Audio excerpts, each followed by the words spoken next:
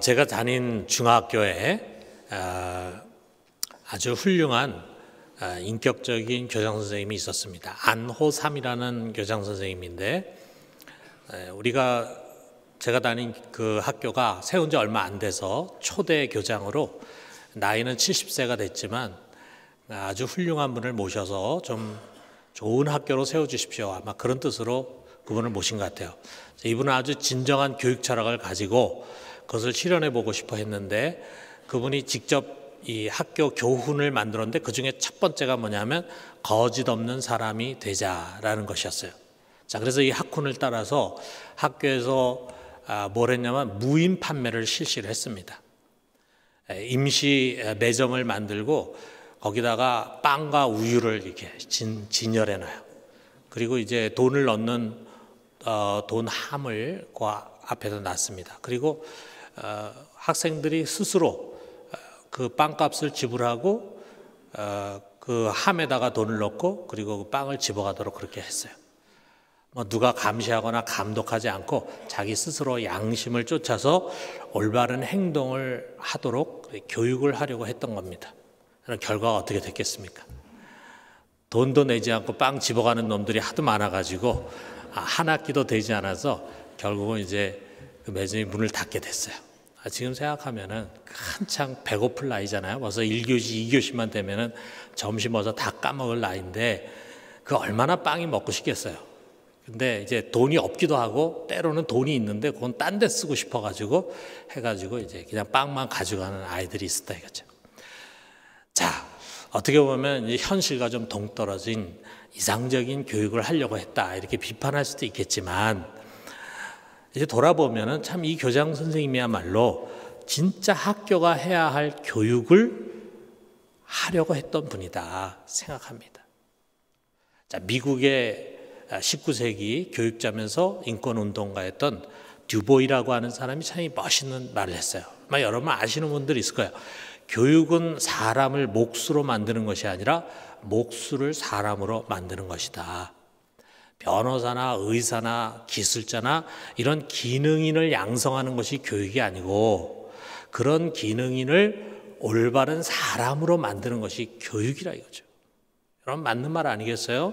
자, 이런 관점에서 본다면 과연 지금 학교들이 학교로서의 올바른 기능을 하고 있는 것일까? 자, 우리 청소년들, 우리 청년들이 한참 올바른 인생의 목표를 정하고 바른 인격으로 성장해 가야 할 그런 우리의 자녀들인데 그들이 그냥 기능인이 되는 교육만을 받고 있는 것이 아닌지 정말 안타깝습니다. 자, 이런 문제가 학교에만 해당되는 게 아니죠. 우리가 교회를 생각해 봐요. 자, 우리 한국 교회가 하나님의 뜻에 부합한 교회다운 교회인가? 또 우리 부산중앙교회는 과연 교회가 해야 할 그 일을 제대로 하고 있는가? 오늘 우리가 교회 생일을 맞이하면서 지금까지 이 교회를 우리 하나님께서 세우시고 인도해 오시고 잘 이렇게 여기까지 왔는데 그러나 우리가 이제 미래를 돌아보면서 우리 자신을 한번 냉철하게 반성하고 또 고칠 것을 고치는 그런 시간으로 삼았으면 좋겠습니다.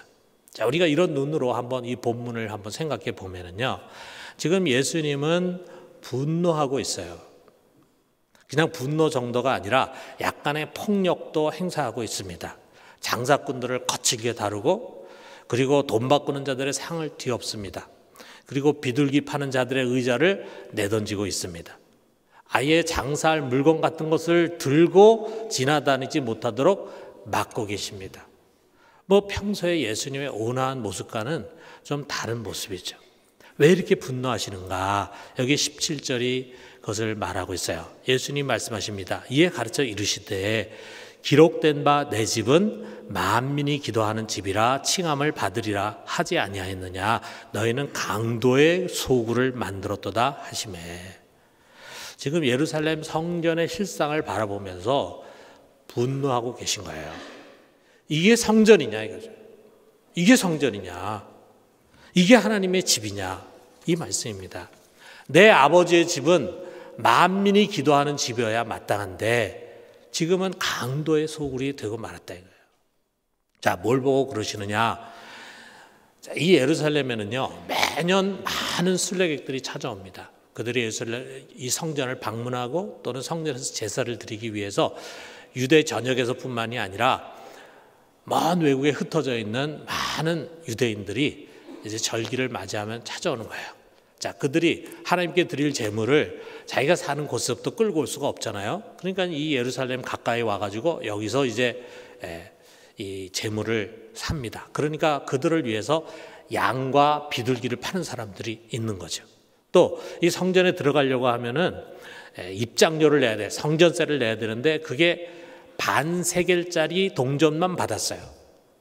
자, 그러니까 반세겔짜리 아닌 걸 받고 거스름돈 주는 게 아니라 꼭 그 동전만 받도록 했기 때문에 그 동전으로 바꿔야 하는 필요성이 있어요. 그러다 보니까 거기에 이제 환전상들이 많이 있었습니다. 처음에는 이 순례객들의 편의를 위해서 시작한 곳이지만 지금은 거대한 탐욕의 가축장으로 변하고 말았어요.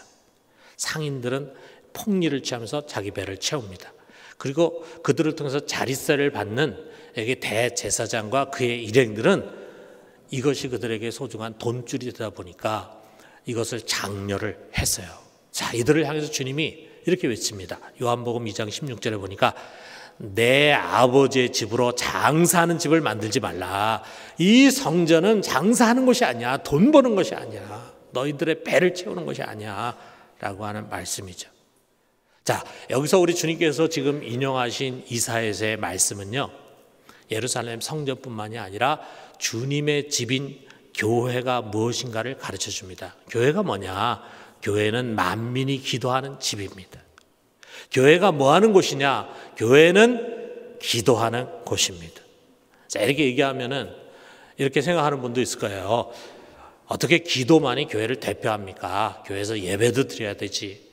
그 다음에 말씀도 배워야죠. 교육과 훈련도 해야죠. 그리고 구제와 이웃 섬김 사역이 얼마나 중요합니까? 어떻게 보면 전도와 선교가 교회 사역의 중심 아닙니까? 이렇게 생각하는 사람도 있겠죠.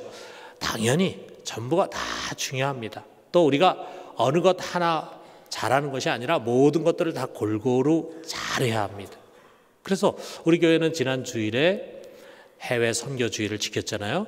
그리고 이제 이웃 섬김 사역을 위해서 5월 말경에 1% 사마리아의 주일을 또 가집니다. 지금까지 다양한 평신도 훈련을 열심히 했어요. 그리고 목장 사역도 열심히 해왔습니다. 자, 그런데 여러분, 우리 주님의 말씀을 우리가 있는 그대로 한번 받아들여요. 교회는 다른 무엇이 아니라 만민이 기도하는 집이다. 기도하는 곳이다. 다른 모든 것들 다 중요하지만 더 본질적이고 우선해야 하는 것이 있다. 그것이 바로 기도라고 하는 것입니다. 여러분, 성경을 우리가 보면은요, 특히 복음서에 예수님이 직접 하신 말씀들이 많이 나오잖아요. 자, 그 복음서에서 그 예수님이 하신 말씀을 보면은 가장 많이, 가장 구체적으로 가르친 것이 무엇인가? 예배에 대해서도 가르치고 전도에 대해서 가르치고 구제에서 가르쳤지만 그 어떤 것보다도 월등하게 주님은 기도에 대해서 많이 가르치셨어요. 주님은 기도에 관한 많은 가르침을 제자들에게 줍니다. 그것은 제자들로 하여금 너희들은 기도하는 사람이 돼야 된다. 기도하지 않으면은 하나님 나라 사역을 이룰 수 없다라고 하는 의미죠. 그래서 예수님의 제자가 되는 것은 기도 학교에 입학하는 것과 같은 것입니다. 제일 먼저 주님은요, 아무거나 중언부언 하지 말고 무엇을 기도해야 되는지 이것을 가르쳐 주셨어요. 이게 바로 그 유명한 주기도문 아닙니까? 여러분, 누구든지 교회에 처음 들어오면은 제일 먼저 배우는 것이 주기도문이고 제일 먼저 암송하는 것이 주기도문이잖아요. 그리고 예배뿐만이 아니라 다양한 모임에서 우리는 주기도문을 고백합니다. 그리고 그것뿐만이 아니라 우리의 기도를 독려하는 많은 말씀을 주셨어요. 자, 우리가 잘 아는 말씀이에요. 대표적으로 마태복음 7장 7절에 있는 말씀이잖아요. 구하라, 그리하면 너에게 주실 것이요, 찾으라, 그리하면 찾아낼 것이요, 문을 두드리라. 그리하면 너에게 열릴 것이니 하면서 그 뒤에도 또 많이 은혜스러운 말씀들이 나오지만 우리가 생략을 하고 요한복음 16장 24절에 또 이 말씀 주십니다. 우리 같이 한번 읽어봅시다. 지금까지는 너희가 내 이름으로 아무것도 구하지 아니하였으나 구하라 그리하면 받으리니 너희 기쁨이 충만하리라. 하나님 너희 반드시 들으신다. 그리고 응답하신다. 그러니까 무조건 구해라. 어떻게 기도해야 됩니까? 어디서 기도해야 됩니까? 어떤 방법으로 기도해야 됩니까? 그거 묻지 말고 그거 중요한 거 아니니까 너희가 기도할 줄 모르건 기도하는 방법을 모르건 기도하는 시간이 있건 없건 너희는 무조건 구해라. 어려운 문제 만나면 무조건 구해라. 그러면은 하나님이 응답하신다. 말씀이에요. 그것뿐만이 아니죠. 여러분 잘 아는 것처럼 과부와 불의한 재판장 비유가 있잖아요. 그것을 통해서 낭망하지 말고 우리가 해야 할 끈기 있는 기도 가르쳐 주시잖아요. 또 한밤중에 찾아온 벗의 비유를 통해서 강청하는 기도 그것을 가르치십니다. 너희도 그렇게 기도해라. 또 성전 안에 들어가서 기도하는 바리새인과 세리 비유 그것을 통해서 정말 하나님이 응답하시는 기도가 어떤 것인가도 가르쳐줘요. 이와 같이 기도에 관한 수도 없는 말씀을 우리에게 주셨어요. 말씀만 주신 것이 아니라 예수님이 손수 기도의 본을 보여주셨습니다. 새벽 오히려 미명 아주 이른 새벽마다 주님께서는 한적한 곳으로 가셔서 거기서 기도하셨어요. 그리고 어느 곳을 가든지 어떤 문제를 만날 때마다 주님 먼저 기도하는 모습을 제자들에게 보여주셨어요. 무엇보다도 예수님은요 십자가의 죽음을 통해서 우리가 하나님의 은혜의 보좌 앞에 마음껏 갈 수 있도록 기도의 문을 통로를 열어주셨습니다. 그래서 여러분 우리가 제일 기도의 마지막에 예수님의 이름으로 기도합니다. 그분의 이름을 의지해서 기도하잖아요. 그러면 이제 예수님은 이제 기도의 사역은 다 끝나셨는가? 그렇지 않습니다. 예수님 지금 하나님 우편에 앉아 계신데 거기서 뭘 하시는가? 로마서 8장 34절에 우리에게 그것을 가르쳐줘요. 그는 하나님 우편에 계신 자요 우리를 위하여 간구하시는 자신이라. 예수님 지금도 우리를 위해서 기도하고 있습니다. 여러분 우리 예수님이야말로 진정한 기도자예요. 그리고 우리에게 기도를 가르쳐 주신 기도의 스승입니다. 그리고 우리의 기도를 도우시는 보혜사입니다. 자, 그렇다면 그 예수님 가신 다음에 예수님의 이름으로 오신 성령은 어떠하신가? 로마서 8장 26절이 우리에게 그걸 가르쳐줘요. 이와 같이 성령도 우리의 연약함을 도우시나니 우리는 마땅히 기도할 바를 알지 못하나 오직 성령이 말할 수 없는 단식으로 우리를 위하여 친히 간구하시느니라. 성령 우리에게 기도를 가르쳐 주시는 분이기도 하지만 가르쳐 주기 이전에 우리를 위해서 기도하시는 분입니다. 우리가 너무 연약해서 어떻게 기도해야 할지 모르기 때문에 먼저 우리를 위해서 그분은 계속해서 기도해 주시는 분이에요. 자, 여러분 우리가 한번 생각해 봐요. 성부 하나님은 우리가 기도할 때 들으시고 응답하십니다. 성자 하나님은 우리의 기도를 가르쳐 주시고 우리의 기도의 길을 열어주시는 분이에요. 성령 하나님은 우리를 위해서 친히 기도하시는 분이십니다. 여러분 삼위일체 하나님과 우리가 이처럼 기도로 묶여 있어요. 기도 안에서 우리가 함께 코이노니아 교제를 갖습니다. 하나님은 우리를 기도의 자리로 부르시고 우리가 기도할 수 있도록 도와주시고 그리고 그 기도를 듣고 응답하셔서 우리를 구원하시고 우리의 길을 열어주시는 것입니다. 자, 그런데 여러분 더 중요한 게 있어요. 우리가 드리는 기도는 그분으로 하여금 일하도록 하는 통로예요. 이게 중요합니다. 여러분 우리가 기도할 때 하나님이 일어나서 역사하시는 거예요. 그렇기 때문에 주님은 그분이 일하셔야 되기 때문에 그토록 우리에게 기도를 강조하신 것입니다.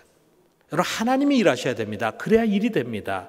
여러분 우리가 홀로 일하면요 우리의 한계 안에서만 일할 뿐이에요. 그런데 하나님 나라의 일은요, 우리 오늘 중고등부 학생들이 정말 하나님 나라에 대해서 굉장히 깊이 있는 가사를 가지고 찬양했는데 여러분 하나님 나라의 일은요 우리 힘으로 할 수 있는 그런 일들이 아니에요. 그런데 우리가 기도하면은 하나님이 일하십니다. 그러면은 불가능한 것도 가능하게 하고 기적을 일으키시는 거예요. 우리가 바라는 것보다도 훨씬 더 좋고 아름답게 만들어 가십니다. 여러분, 여기 19절 이하의 말씀, 거기서 주님이 바로 그걸 가르치는 거예요. 자, 아침에 이 성전으로 들어가는 길에 우화과 나무를 보고 예수님이 저주했어요. 자, 그 다음에 성전 안에 들어가서 있다가 나와서 보니까 그 무화과 나무가 말라 비틀어져 죽어 있어. 그 모습 보고 신기해하는 제자들에게 주님 말씀하십니다. 23절에서 24절에 보니까 내가 진실로 너에게 이르노니 누구든지 이 산더러 들려 바다에 던져지라 하며 그 말하는 것이 이루어질 줄 믿고 마음에 의심하지 아니하면 그대로 되리라. 그러므로 내가 너에게 말하노니 무엇이든지 기도하고 구하는 것은 받은 줄로 믿으라. 그리하면 너에게 그대로 되리라. 자, 엄청난 말씀이에요. 여러분, 산이 들려서 바다에 던져집니다. 이 황령산이 번쩍 들려져 가지고 이 광안리 앞 바다에 팡 하고 던져진다. 상상해 봐요. 신나기도 하지만 그런 일이 이루어지겠습니까? 그런데 기도는 그것을 이룰 수 있게 된다라고 하는 거예요. 산이 바다로 던져지는 것, 이것은 무엇을 의미하냐면요, 하나님이 하실 수 있는 가장 큰 기적을 상징해 주는 거예요. 그래서 바울은요, 고린도전서 13장 2절에 큰 믿음을 뭐로 표현했냐면 산을 옮길 만한 모든 믿음이다, 이렇게 표현했어요. 산을 옮길 수 있을 정도의 믿음, 이 믿음이 큰 믿음이라 이거죠. 진짜 산이 옮겨진다는 의미가 아니라 정말 큰 기적을 맛볼 수 있는 그런 믿음, 그것을 의미합니다. 여러분, 우리가 믿음으로 하나님 앞에 나가서 기도하게 되면은요, 전능하신 하나님이 역사를 하는 거예요. 그 능력으로 우리가 상상할 수 없는 일을 이루십니다. 그러므로 주님은 응답하시는 하나님에 대한 믿음과 신뢰를 강조하는 거예요. 그래서 22절 여기 교훈을 시작하면서 주시는 말씀이 뭐냐면 하나님을 믿으라. 하나님 믿어라. 너희 하나님 반드시 들으시고 역사하시고 응답하신다. 그러므로 믿고 구해라. 그러면 그대로 된다. 라는 것을 우리에게 가르쳐 주십니다. 여러분, 우리가 이 믿음을 가지고 기도의 자리로 나아갑시다. 여러분 앞에 지금 불가능해 보이는 문제가 있을 거예요. 그런 것들이 산처럼 느껴질 거예요. 큰 산이 내 앞에 놓여져 있어요. 내가 그것을 어떻게 옮길 수 있겠습니까? 나는 못 옮깁니다. 내가 그것을 가지고 삽질해가지고 언제 바다에 넣을 수 있겠습니까? 안 됩니다. 그런데 기도하면 하나님이 옮겨주실 것입니다. 믿음의 기도는 역사하는 힘이 있습니다. 여러분, 이거 믿으십니까? 오늘 우리 사랑하는 중고등부 우리 자녀들, 친구들, 여러분 앞에는요, 여기에 앉아있는 어른들보다 더 긴 인생의 레이스가 남아있어요. 여러분, 기도의 사람이 되세요. 기도의 사람. 저도 고등학교 2학년 때 예수님을 만나고 그때부터 기도를 시작했어요. 그런데 고등학교 2학년이면 얼마나 됩니까?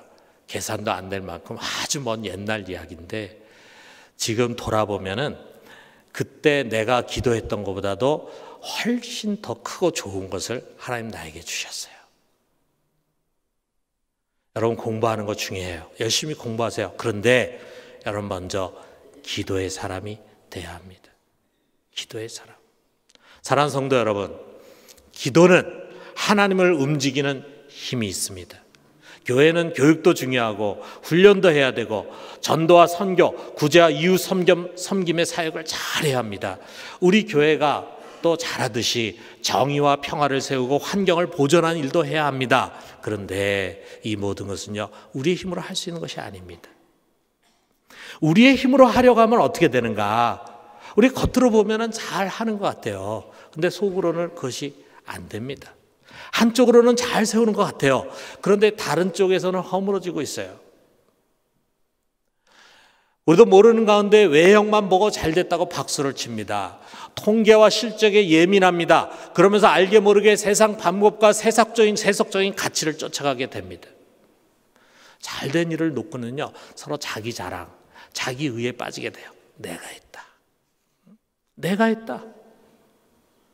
자기의 영광을 가지려고 해요. 아주 별것도 아닌 작은 일에 같이 집착을 하면서 갈등하고 비난하게 돼. 섭섭한 것들이 쌓여.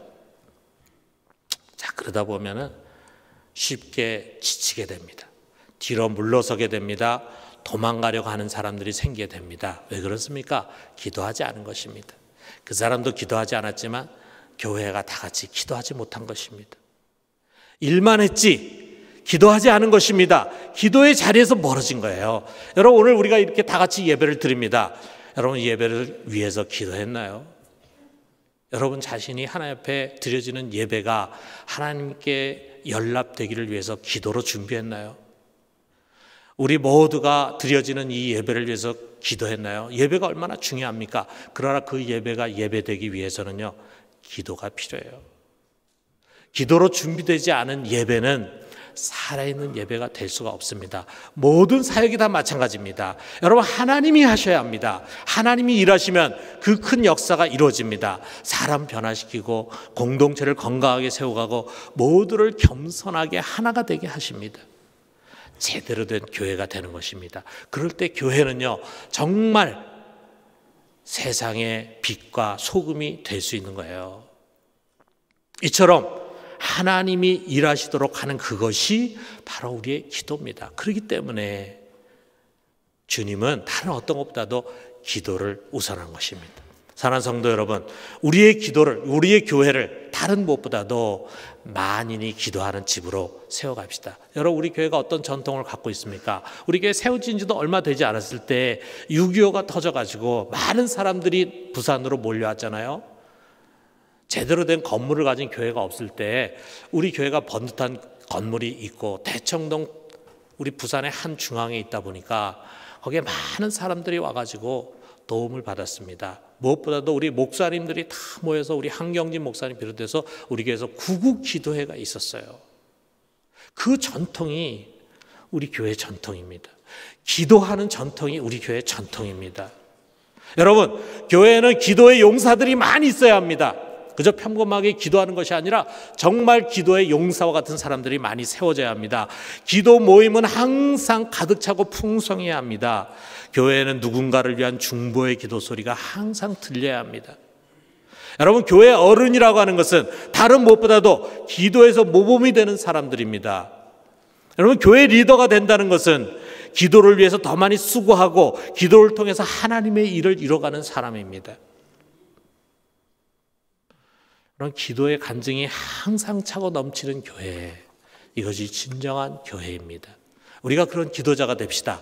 그런 기도자들이 모여서 기도하는 교회가 되게 합시다. 이제 우리 교회가 만민을 위한 집으로 건강하게 세워져 나갈 수 있게 되기를 주님의 이름으로 축원합니다.